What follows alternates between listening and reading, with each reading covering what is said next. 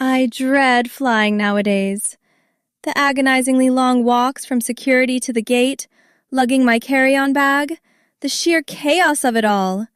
Is there any way to avoid this exhausting marathon without paying some ridiculous VIP fee? Yes, there is a massive, federally mandated loophole that the airlines absolutely loathe talking about. It is the Air Carrier Access Act. Under federal law, you have the right to request ambulatory assistance for any mobility concern. And here is the kicker. Mobility concern is broadly defined. A bad knee, shortness of breath, or simply needing help navigating long distances with a heavy bag qualifies you. Wait, so I do not need a doctor's note or a permanent disability to request a wheelchair or an escort? Absolutely not. No medical documentation is required, and airline staff are legally prohibited from interrogating you about the specifics of your condition. When you select wheelchair assistance during booking, you instantly unlock a personal escort. This often means you get funneled right past the mob scene at security into dedicated, faster lanes. Furthermore, you will receive mandatory priority boarding. That sounds almost too good to be true. But what if I only need help getting to the gate, but I am perfectly fine grabbing my luggage at my destination? You hold all the power. You can request assistance for precise segments of your journey. Use the airport escort cart for your outbound connection in Atlanta, but walk off the plane normally when you arrive in Orlando. But that is just the beginning of your federal rights. What most seniors do not realize is that reaching the ripe age of 75 triggers a secret protocol at the security checkpoint.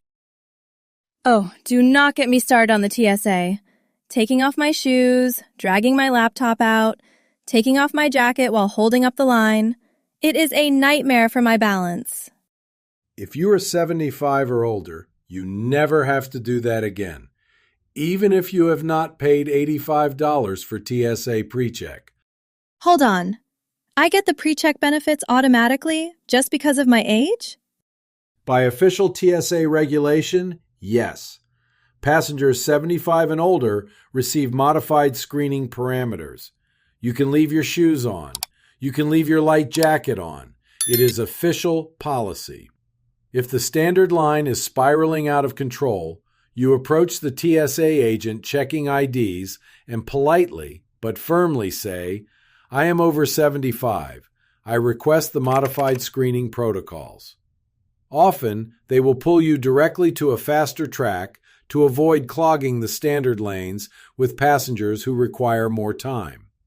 Yet, while the TSA cuts you a break, the airline booking algorithms are secretly hiding your money. Airlines boast about senior discounts all the time, but whenever I search online, I just see the exact same inflated economy prices as everyone else. Because online searching is a trap. The airline algorithms actively suppress senior fares on platforms like Expedia or even their own homepages. The true discounts are what the industry calls unpublished fares. You cannot click your way to them. You must use a telephone. The telephone? Who calls to book a flight anymore? That is exactly what they are banking on. United Airlines and American Airlines still maintain exclusive senior desks. When you call, you must explicitly demand, are there senior fares available for passengers over 65 for this routing? On select international and domestic routes, American offers 10% off. United has specific, hidden inventory that only their agents can unlock. Southwest does not have an official senior fare anymore. But if you secure their want-to-get-away fares precisely on a Tuesday afternoon, you will undercut the market. But booking the right ticket is useless if the airline forces you into an unsafe boarding situation. The boarding process makes my heart race. People pushing past me, everyone fighting viciously for overhead bin space. I feel like I am going to get trampled. You have a DOT-protected right to sidestep that entire battle royale. Department of Transportation regulations stipulate that airlines must offer pre-boarding to passengers who need extra time to embark. You do not need wheelchair assistance on your record to claim this. So I can just walk up to the desk and ask? Yes. About 45 minutes before departure, when the gate agent arrives, calmly approach them and state, "I require pre-boarding assistance due to mobility needs." They cannot legally refuse you, and they cannot ask what your specific ailment is. You will be ushered onto the aircraft before Group 1, right alongside or immediately after families with infants. You can stow your bag directly above your seat in total peace, and sometimes a quiet word at the podium grants you significantly more than just early boarding. I hate being assigned a middle seat in the back row. My circulation is poor, and I need an aisle seat just to stretch my legs and use the restroom frequently. But they want $70 just to choose an aisle. Under the DOT rules for passengers with disabilities and medical conditions, airlines are strictly mandated to accommodate specific seating needs if requested early enough. Poor circulation, the need for frequent lavatory access due to medication, or a stiff joint that must be extended into the aisle are all valid medical accommodations. So if I explain this, they have to move me? If you approach the gate agent an hour before the flight and politely state, "I have a medical consideration regarding my circulation and require an aisle accommodation," the agent possesses the override codes to move you out of a basic economy middle seat into an available aisle seat. Often, this results in them moving you forward into Main Cabin Extra or Comfort Plus for free, simply because those are the only aisles left. However, securing the right seat means nothing if they fleece you at the luggage counter. They charge me $40 just to check a standard suitcase now. Between my clothes and my medical equipment, over half my bag is taken up by my CPAP machine and my joint supplements. Never pay for medical equipment again. The FAA strictly dictates that medical equipment must fly absolutely free, and it does not count toward your carry-on baggage allowance. Really? So my CPAP machine is exempt from the bag limit? Yes. CPAP machines, portable oxygen concentrators, approved medication coolers, and mobility aids count as free additional items.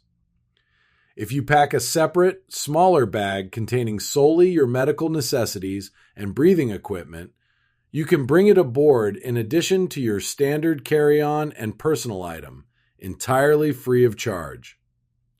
If an agent tries to charge you, politely remind them, "This bag solely contains FAA-approved medical devices." The fees will instantaneously vanish.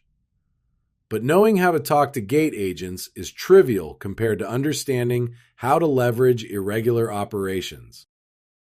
Laying over for 3 hours in those hard metallic terminal chairs is destroying my back. But those executive lounges cost $60 for a day pass. During significant irregular operations like a heavy delay or cancellation out of your control, the airline possesses massive discretionary power. If a delay stretches beyond 2 hours and threatens your health, you do not suffer in silence. So I go complain to the customer service desk? No, you bypass the desk entirely. You approach the elite lounge desk. You state calmly, "My flight has been suffering a severe mechanical delay. I am a senior passenger with medical considerations, and the terminal lack of seating is causing me physical distress. I request temporary access to your facility for accommodation during this delay." Do not beg. State your status and your medical need clearly. In many cases, especially with legacy carriers, the lounge manager will quietly wave you inside to prevent a medical incident in the concourse. But to make this work, you must memorize the ultimate script. I just get nervous demanding things. I do not want to sound like an entitled complainer. You are not demanding. You are exercising federally protected civil rights for passengers. The exact verbiage matters to trigger their system requirements. What exactly do I say? From the moment you arrive, you use this precise language. I am a senior passenger navigating mobility considerations, and I am requesting the standard accommodations available for my journey today. This phrase achieves three things. It claims your age status. It invokes your DOT-protected mobility rights. And it places the burden of action onto the airline agent without sounding aggressive. You use it at check-in to bypass fees. You use it at the TSA podium for shoe exemptions. You use it at the gate for pre-boarding and seat reassignments.